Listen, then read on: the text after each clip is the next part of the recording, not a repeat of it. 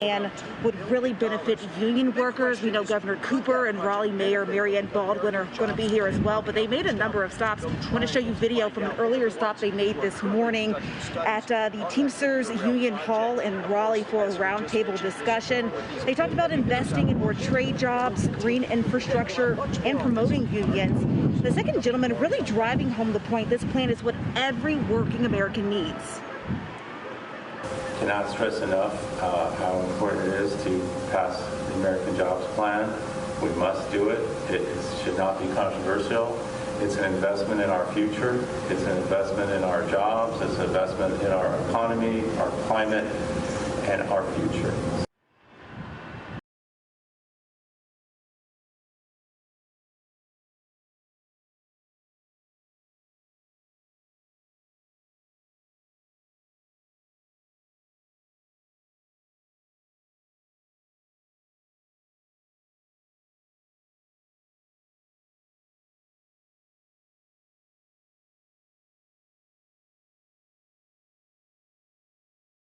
Mr. Doug Emhoff and Secretary Pete Buttigieg visited several facilities at NC State. They visited one to learn about 3D printing technology. They're seen here at a pavement asphalt testing lab where students showed them the mixing process of new pavement that extends a lifetime of paved surfaces. Their final stop was a third lab where development of construction materials and systems are researched to enhance infrastructure sustainability. All of this part of seeing research and development for infrastructure happening right here at NC State. They're also supporting President Biden's American Jobs Plan that calls for more funding. And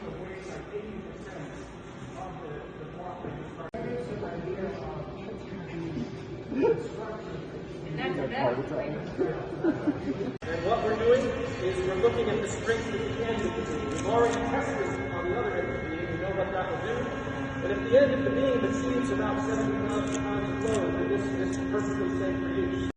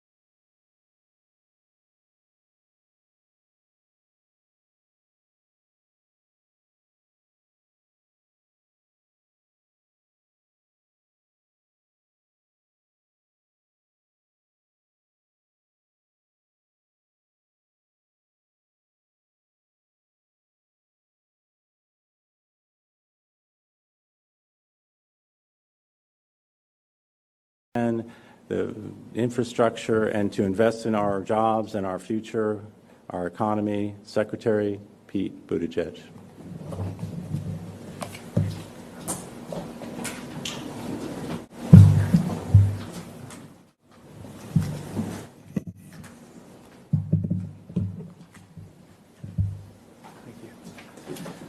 Thank you. Greetings, everyone, and second gentleman, Doug Emhoff, thank you for your friendship. I remember the first day, very first day when I took the oath and you honored us by coming to join the Vice President and chastening me. I remember talking about how you were going to be working and traveling the country to highlight issues of great importance, and so we're very thankful that today you're helping to highlight the issues of importance around transportation and infrastructure, and I hope this is the first of many times we get to see exciting things happening around America together, so thanks so much. And Amtrak President Gardner, happy Amtrak birthday, and thanks so much for everything that everybody at Amtrak has been doing. It's been a demanding time, a challenging time. You've risen to it, and we're just thrilled to be celebrating with you. And to so many friends hosting today, I feel a real kinship between North Carolina and my own home state of Indiana because we share a fondness for things like infrastructure and adaptive reuse.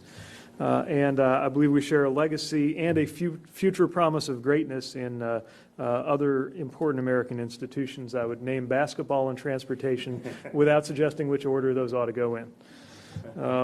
So many of our country's greatest leaders in transportation have called this state home, and also marking a 50th birthday, I believe today or tomorrow, is my predecessor, former Transportation Secretary Anthony Fox, whose extraordinary leadership on transportation equity in particular has helped to define a priority that we are now working on in this administration. I'm delighted to be here with Governor Cooper, who oversaw so many of the critical projects that we're going to discuss today and laid the groundwork for so many that will be happening in the years ahead. So thank you for your leadership, Governor. Thank you, Mayor Baldwin, fellow mayor, for all of the work you've done to improve transportation in Raleigh. Congresswoman Ross, thank you for the conversations we've had and for graciously hosting us in your district.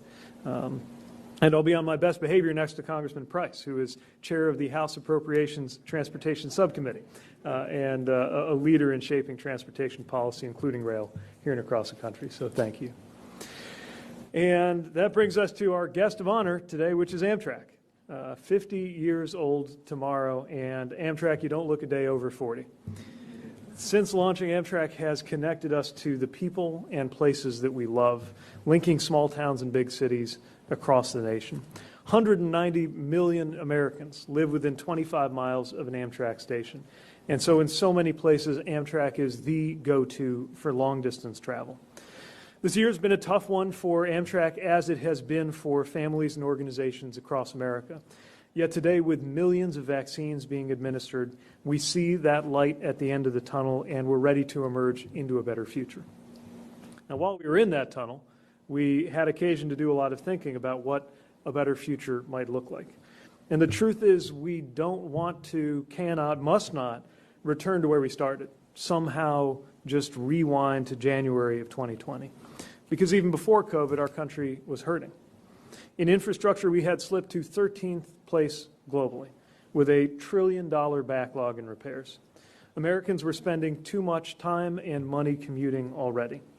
Our roads were not safe enough, notably for communities of color who face disproportionately dangerous pedestrian crossings, an added burden for a community bearing the weight of racial inequity in so many ways, a source of pain that is, again, fresh on our minds and in our hearts right now in the wake of the killing of Andrew Brown Jr. last week. We want to go forward and build a country that is stronger and more equitable, where your commute isn't so expensive that you can't afford childcare, and where childcare isn't so expensive that you can't afford to go to work at all.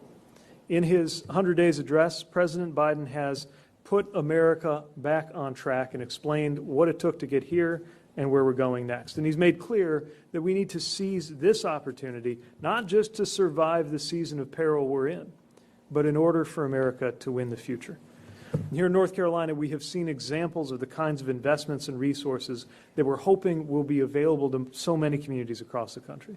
The extraordinary space we're standing in today, this station, and the ability to travel in the surrounding area by train, car, bus, bike, foot, all of that came about through a partnership of local, state, and federal departments of transportation and leaders. The passenger train line between here and Charlotte was improved through a similar state-federal partnership. And in turn, ridership here increased by more than 20,000 people in the year leading up to the pandemic. These are important steps that have made lives better, but the truth is we need much, much more where this came from. We need a plan with the boldness and scale to match the size of America's challenges and opportunities. And President Biden's American Jobs Plan is a chance at a once-in-a-generation investment in American infrastructure. If we pass it, we will be able to repair and modernize our roads and bridges, our airports and waterways, our railways, and our public transit. We'll create millions of jobs with the largest investment in American jobs since World War II. Innovation jobs in places like the Research Triangle to develop the transportation technologies of the future, and good union jobs for people here and around the country. The people who will actually lay those new train tracks, make our roads and bridges more resilient, install new electric vehicle chargers, and build the electric cars that are going to use those chargers. And there will be more pathways for people to get into those careers. If you bike, walk, use a wheelchair, travel will be safer for you as transportation comes to be centered around people and not only around cars. If you are driving a car, roads will be smoother and more efficiently routed. And in many cases, congestion will be reduced as more commuters have the alternative of public transit or rail. If you're taking public transit, rides will be more reliable and expanded to more locations.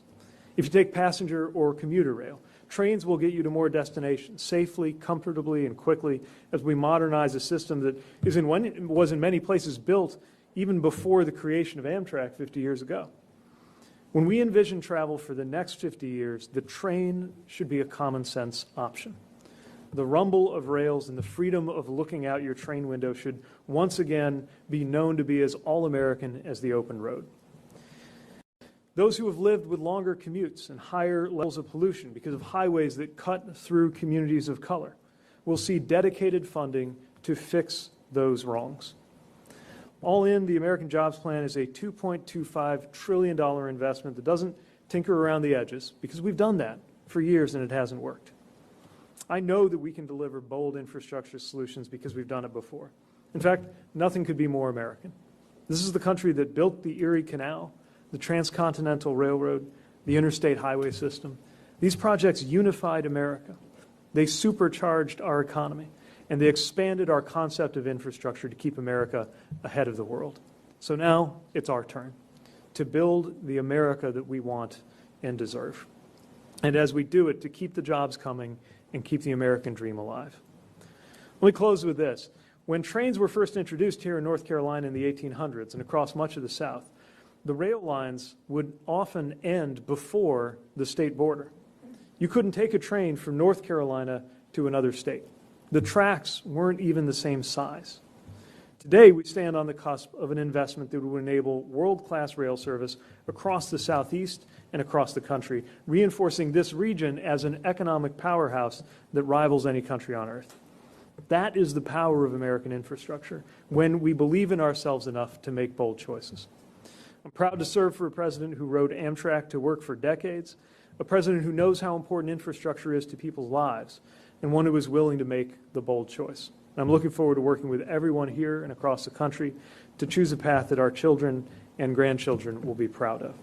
So thank you again, and now it's my pleasure to introduce someone who I admire a great deal and who has been bringing remarkable success to North Carolina, Governor Cooper.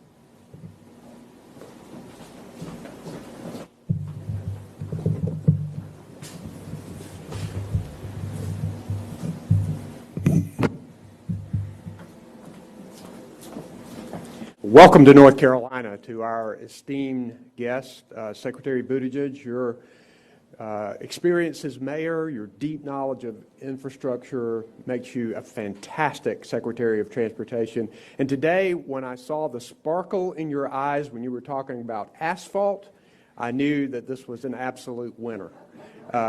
Thank you for your leadership